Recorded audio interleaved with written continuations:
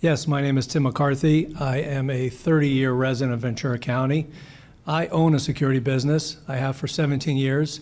I have 10 employees, and every day I put food on their table by working hard and putting in a hard day's work. I'm not a politician. I'm the only one up here that is not a politician. Thank you. Yeah. Okay, it's over. I'm running because over the last two and a half years, the citizens of Ventura County have been talked to. They've been let down. The government has overreached. And when you start looking at the Ventura County Supervisors and you peel back the onion, you'll see there's a lot of problems. Our economy is awful. We have lower paying jobs, but we have higher cost houses. We have businesses that are leaving. The county shut down businesses. 30% of them never reopened. We shut down gun shops, which are protected under the First Amendment right. And there were vaccination mandates and mandates that go against the Constitution and against what the people wanted. I'm running because the people's voices haven't been heard. My voice hasn't been heard.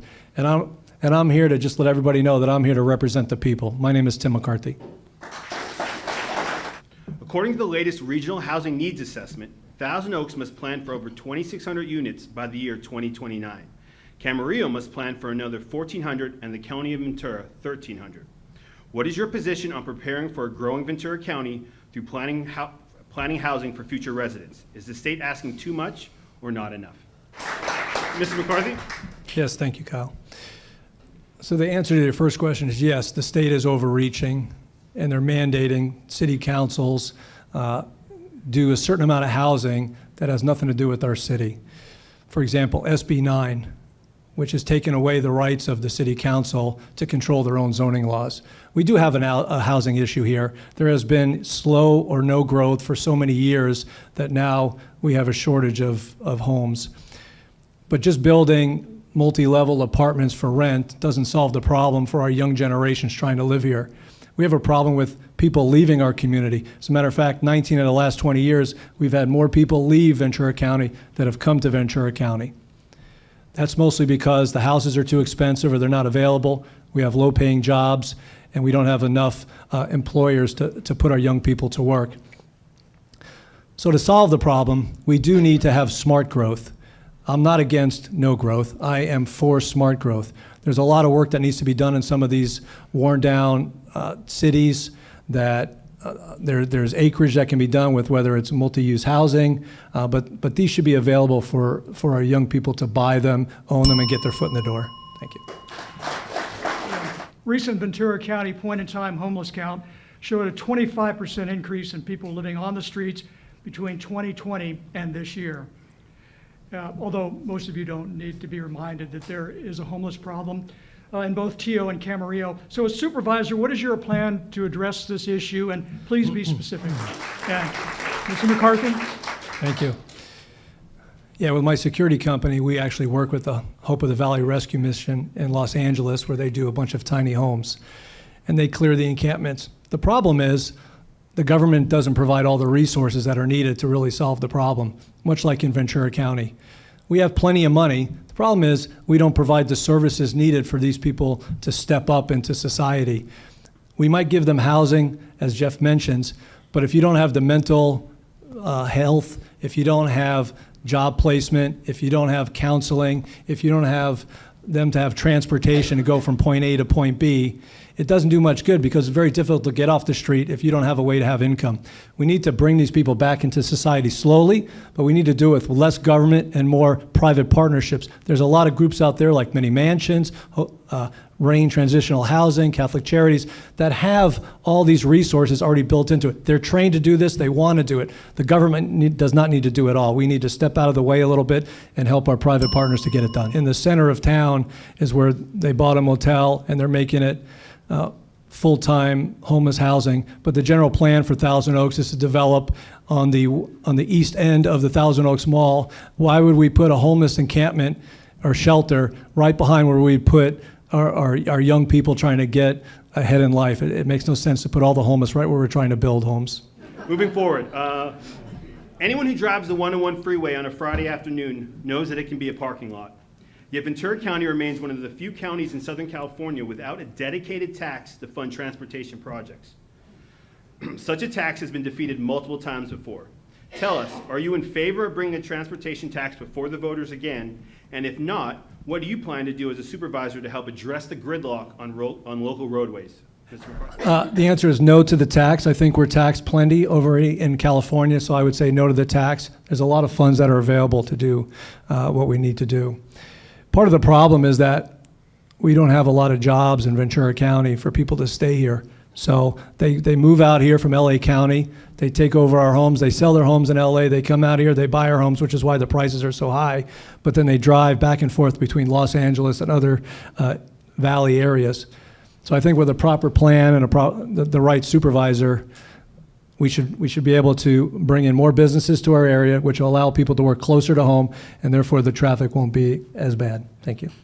At the Chamber's recent regional economic forecast, forecaster Matthew Feenup from CLU provided a pretty grim outlook. If you were there, I was.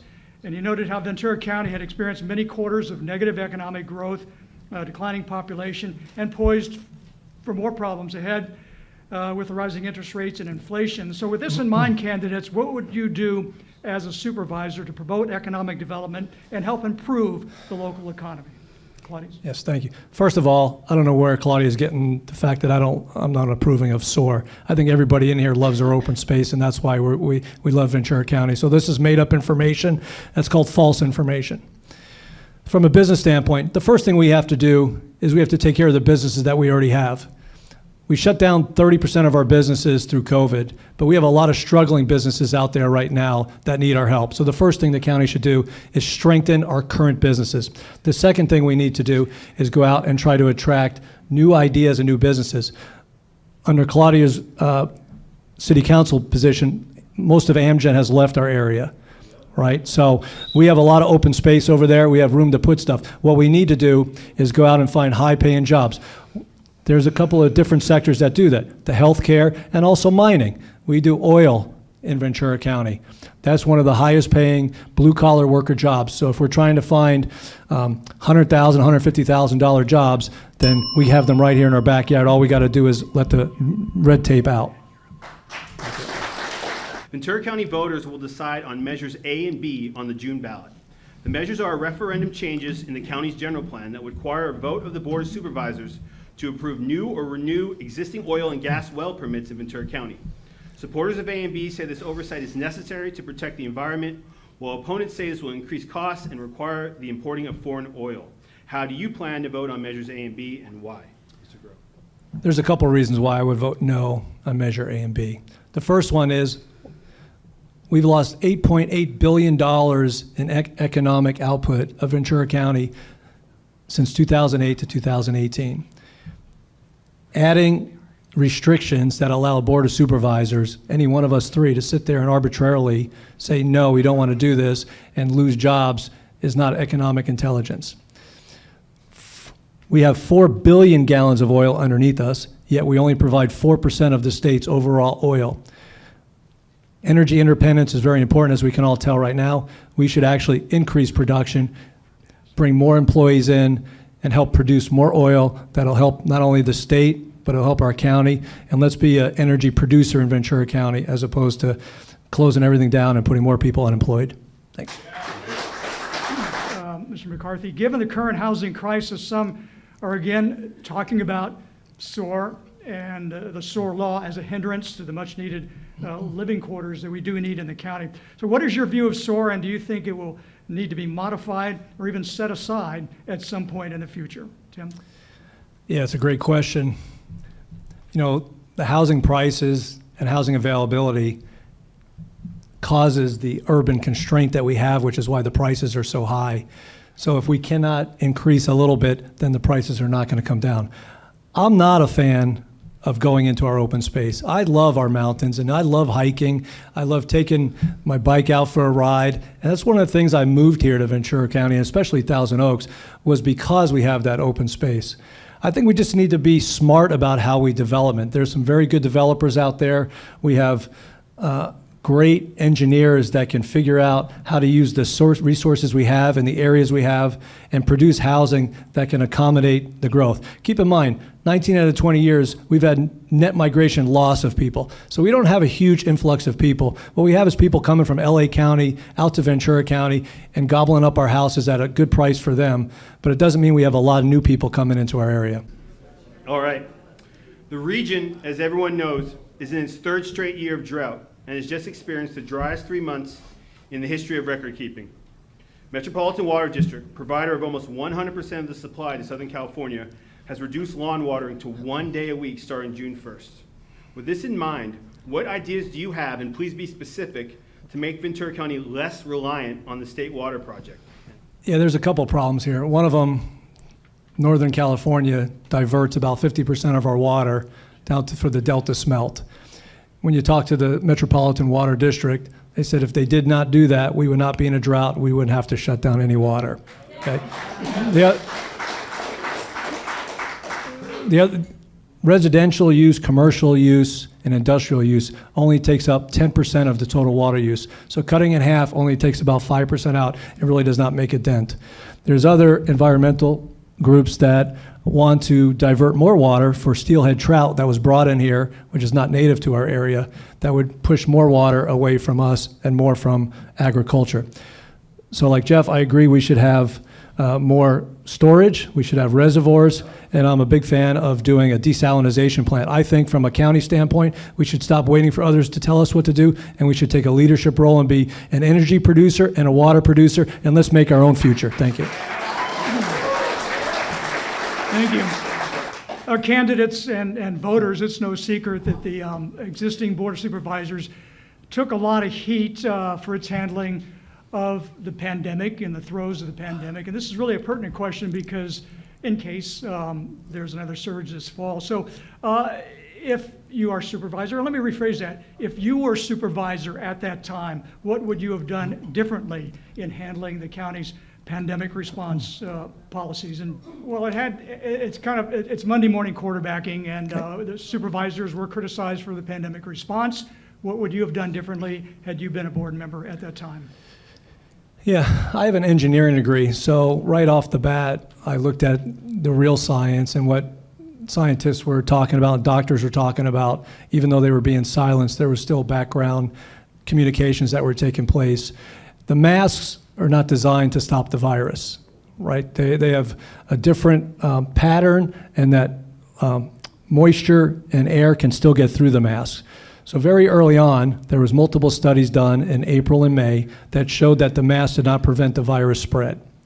From a county standpoint, I would not have shut down any businesses, I would not have sued any businesses, and I would not have mandated any masks.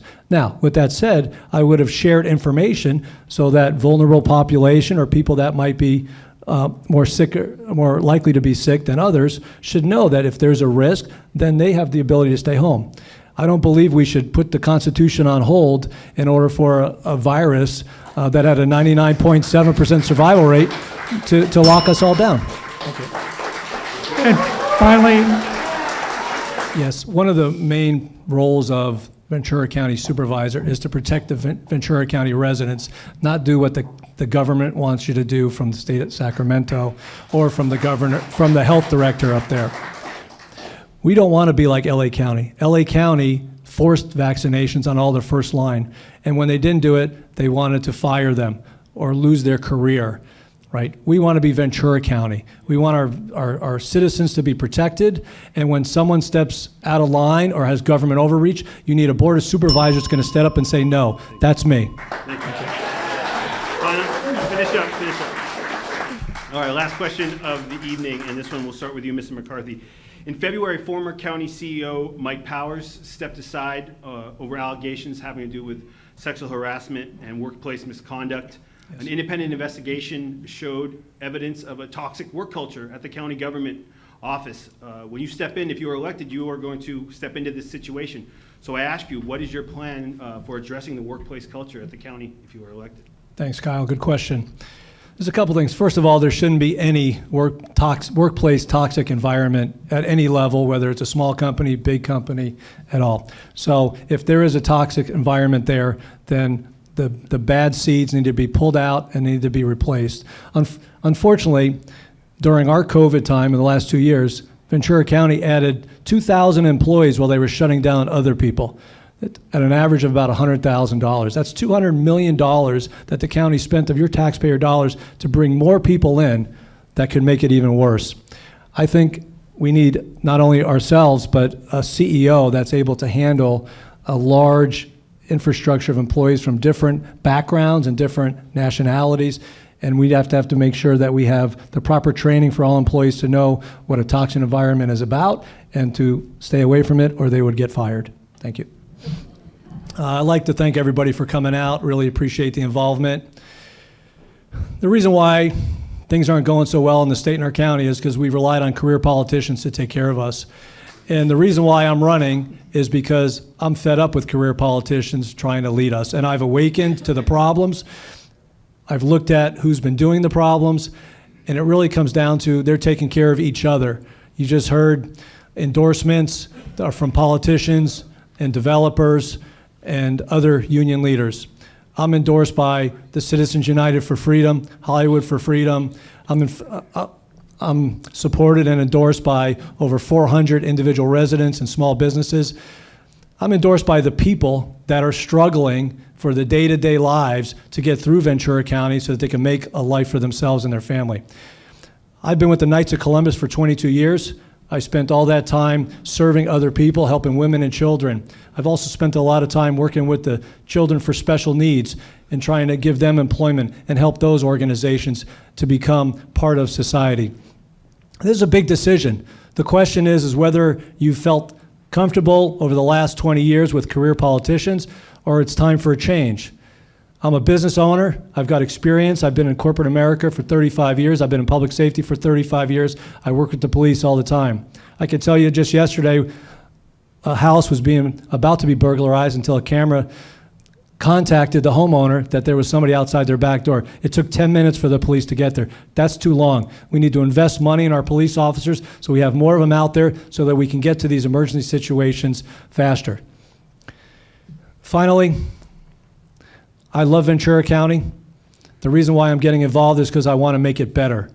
I'm not interested in politics. I didn't want to be a politician, but I am here to represent you, and I'll stand by my word, and I'll always be there when you need me. Thank you.